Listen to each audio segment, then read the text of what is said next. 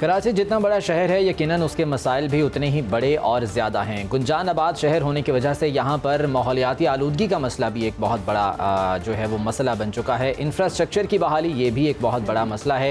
Air quality index की हम हमेशा बात करते हैं तो ट्रैफिक की वजह से यकीनन एयर क्वालिटी इंडेक्स दिन ब दिन नीचे जा रहा है। तो इसी हवाले से आसिफ अली सैयद हमारे साथ मौजूद हैं, उनसे बात करते हैं। आसिफ अली सैयद, बताइएगा कि कराची के क्या क्या मसाइल हैं? दुनिया भर में किसी भी शहर में रिहाइश के लिए काबिल तरीन शहर उनको समझा जाता है जहाँ पर तमाम सिविल सर्विसेज जो हैं वो बाकायदगी से प्रोवाइड की जा रही हूँ शहरियों को, ताकि उनको किसी किस्म की मुश्किलात दरपेश ना आए अपनी ज़िंदगी गुजारने में। तो कराची को रिहाइश के हवाले से बदतरीन शहरों की लिस्ट में शामिल किया गया है। और तो हमारे साथ एक शहरी मौजूद हैं, उनसे पूछते हैं कि कराची को वो क्यों समझते हैं कि जो है वो रिहाइश के काबिल है और क्यों समझते हैं वो रिहाइश के काबिल नहीं है। उनसे बात करते हैं। नहीं जी, क्या है, यहाँ पर कचरे के ढेर हैं, ना पानी है, ना गैस है, ना बिजली है, और जगह जगह सड़कें टूटी हुई हैं, नाले भरे हुए हैं, और ख़ास तौर से 2-3 साल से तो बिल्कुल ही बर्बाद होकर रख दिया है कराची को। जी, आपने सुना, इनका यही कहना था कि शहर में किसी भी मेट्रोपॉलिटन सिटी में रहने के लिए बुनियादी सहूलियात का होना बहुत ज़रूरी होता है, जिसमें बिजली, गैस और पानी जो है वो लाजमी जुज़्व हैं।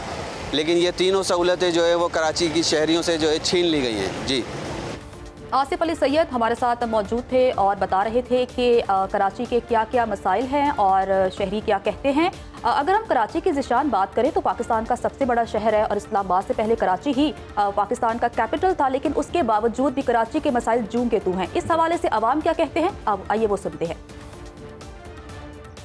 जो गजा जिंदगी भी आराम करती है हम लोगों की जीना, इतनी जास्ती हो रही है। घंटों घंटों बिजली बंद है, घंटों घंटों गैस बंद है, पानी बंद है। रात को घर में जाओ, खाना बाहर ठंडा पड़ा हुआ है भाई, चूल्हा ही नहीं चल रहा। हमने कभी ज़िंदगी में अपने शहर का ऐसा हाल नहीं देखा था जैसे अब देखा है, क्योंकि गटर लाइनें इधर की बटन पड़ी हुई है, पानी हमें नहीं मिलता, लोड शेडिंग का और बिलों का इतना मसला है कि लोग बड़े बेज़ंग हैं इससे। कराची का जो शहर है नंबर 1 पे होगा कचरे के ढेर पे। ये घर के अंदर मच्छर आ रहे हैं, कीड़े आ रहे हैं, यहाँ तक के लालबेग भी घरों में आ रहे हैं और फिर सांस लेना दुश्वारी हो रही है। लाइट का इंतज़ाम कोई नहीं है, रोडें टूटी हुई हैं। अभी यहाँ से आ रहे हैं तो पूरा रोड ऐसा है, खुदा मट्टी मट्टी है पूरे रोड पे, कोई निज़ाम नहीं है, गैस है नहीं हमारे पास। समझ लो बेचने के काबिल आया हुआ है मुल्क के, बंदा बेच दे इसको। अब यहाँ पे रहने का ही फ़ायदा नहीं है। शहर कराची को देख के मुझे रोना आ रहा है। इस पर ये हुक्मरान जो काबिज़ हैं और ये 70 साल से इस तरह कर रहे हैं। तो शहरियों की गुफ्तगू आपने सुनी कि वो कह रहे हैं कि कराची का हाल देखकर हमें रोना आ रहा है। तो बदकिस्मती के साथ पाकिस्तान का सबसे बड़ा शहर है और अगर कराची पे तवज्जो दी जाए तो पाकिस्तान का सबसे बेहतरीन शहर भी बन सकता है। इस मामले पर बात करने के लिए हमारे साथ मौजूद हैं ब्यूरो चीफ कराची शुएब बरनी। शुएब बरनी, बहुत शुक्रिया वक्त देने के लिए।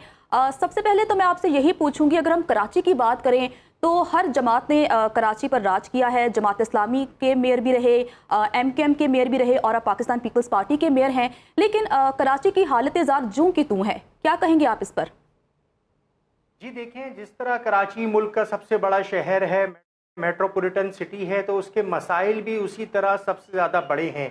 पाकिस्तान की अगर बात की जाए तो इसको कराची मिनी पाकिस्तान है।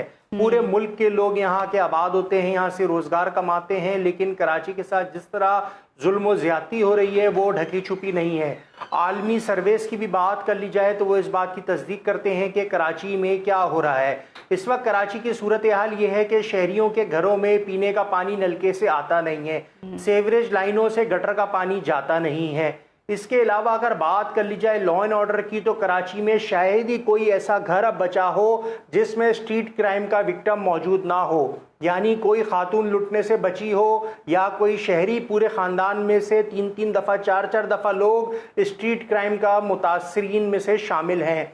रिक्शे में आती जाती ख़वातीन से मोबाइल फ़ोन छीन लिए जाते हैं, उनके तिलाई ज़ेवरात छीन लिए जाते हैं। सड़क पे खड़े हुए स्टॉप पे कोई शख्स होता है, कोई पैदल चल रहा होता है, 2 मोटरसाइकिल सवार आते हैं, उससे मोबाइल फ़ोन, उसकी नकदी छीन के ले जाते हैं। बैंक से निकलने वालों से लूटमार हो रही है। इसके अलावा अगर कराची की सड़कों की बात कर ली जाए तो कराची में शारे फैसल और लियारी एक्सप्रेस वे को छोड़कर पूरे शहर में कोई एक रोड की सड़क भी ऐसी नहीं है जहाँ पे गड्ढे ना हो, खड्डे ना हो और आप बगैर खड्डों में अपनी गाड़ी को नुकसान पहुंचाए सफ़र करते हुए गुजर जाएं। तो इस तरह की जब सिचुएशन होगी और मजे की बात यह है कि इंफ्रास्ट्रक्चर के मसाइल तो यकीनन बहुत ज़्यादा हैं। जब बारिश होती है तो यकीनन यहाँ पर जो है सैलाबी कैफियत भी पैदा हो जाती है। लेकिन अभी आप बात कर रहे थे क्राइम की, हमने प्रोग्राम के शुरू में भी यही डिस्कस किया कि जब कराची का जिक्र आता है तो अनफॉर्चुनेटली जो सबसे पहली चीज़ जहन में आती है, जो आम तासुर है, वो ये है कि क्राइम रेट यहाँ पर बहुत ज़्यादा है। क्या वजह है कि इतने साल गुजर गए और जो भी गवर्नमेंट आती है वो कोशिश तो करती है अपने ताईं कि इसको कंट्रोल किया जा सके, लेकिन बहरहाल एक हद तक जो है वो कंट्रोल होता है, मुकम्मल तौर पर जो है ये ख़त्म नहीं हो पाया। इसकी कोई ख़ास वजूहात, सिक्योरिटी इदारे इस पर जो है वो क्या मौक़िफ़ देते हैं? देखिए ज़ीशान साहब, कराची में सेफ सिटी प्रोजेक्ट बुनियादी तौर पे जिसको अब से कई साल पहले बन जाना चाहिए था वो नहीं बन सका। किसी भी इतने बड़े मेट्रोपॉलिटन सिटी को कंट्रोल करने के लिए हर गली मोहल्ले में पुलिस वाला, रेंजर्स वाला या कानून नाफिज करने वाला नहीं खड़ा हो सकता। विदाउट सीसीटीवी सर्वेलेंस आप कराची में स्ट्रीट क्राइम को कंट्रोल नहीं कर सकते। कराची में दाखिल होने के इतने रास्ते हैं कि आप बलूचिस्तान से भी आ सकते हैं, आप सिंध से भी आ सकते हैं, लेकिन वहाँ कोई चेक पॉइंट्स नहीं है। कोई भी गाड़ी चोरी करता है कराची से लेकर बलूचिस्तान चला जाता है, वहां जाके वो गाड़ी खुल के बिक जाती है। मेरे पास जिस तरह आपने स्ट्रीट क्राइम की बात करी तो इसके अदाद-ओ-शुमार मेरे पास मौजूद है। अगर हम बात करें तो उसके साथ पानी सबसे बड़ा मसला है कि लोगों को पानी नहीं मिलता, उन्हें खरीदना पड़ता है। जी देखिए, कराची में तो टैंकर एक माफिया है। टैंकर माफिया जो है कराची में, आपको कराची में रहते हैं तो आप पीने का पानी भी खरीद के, पानी जो केन्स के जरिए आता है वो पीते हैं, और घर में जो ज़रूरियाती अशिया के लिए आपको पानी चाहिए होता है वो भी आप टैंकर से ख़रीद कर पीते हैं। कराची के ऐसे दर्जनों इलाके हैं जहां जो वाटर बोर्ड की लाइन होती है उसमें तो एक बूंद पानी आपके घर में दस्तरस में होता ही नहीं है। पूरी मोहल्ले, पूरी आबादियां फ्लैटों में रहने वाले, क्योंकि कराची में फ्लैट्स बहुत ज़्यादा हैं, रिहाइश। कराची में मसाइल तो बेशुमार हैं, पानी का मसला है, जराइम की वारदातें होती हैं, उसके अलावा बहुत से ऐसे इलाके हैं जहां पर डेवलपिंग काम नहीं हो पा रहा है। तो आपको क्या लगता है कि सियासी जमातें ये तमाम काम करने में संजीदा नहीं है? मसला क्या है? देखिए, कराची का बुनियादी मसला है कि कराची को ओन कोई नहीं करता। कराची से टैक्स सबसे ज़्यादा मुल्क को फराहम करने वाला शहर है। कराची रेवेन्यू जनरेट करता है, कराची की मईशत काम करती है तो पाकिस्तान की मईशत चलती है। कराची में इंडस्ट्रियलिस्ट मौजूद हैं लेकिन वो बैरून मुल्क जाते जा रहे हैं, अपना सरमाया कराची से वो समेट रहे हैं। कोई दुबई जा रहा है, कोई बांग्लादेश जा रहा है, कोई दूसरे ममालिक में जा रहा है। इसकी बुनियादी वजह यही है कि कराची का ताजिर परेशान है। कराची में लोड शेडिंग का इतना बड़ा मसला है कि सनतकार अपनी सनत नहीं चला सकता। कराची में लॉ एंड ऑर्डर का इतना मसला है कि उसकी इंडस्ट्रीज में काम करने वाले मुलाजमीन महफूज नहीं है। कराची में अगर कोई कारोबार करता है तो उसको भत्ता माफिया भत्ते की पर्ची दे जाता है।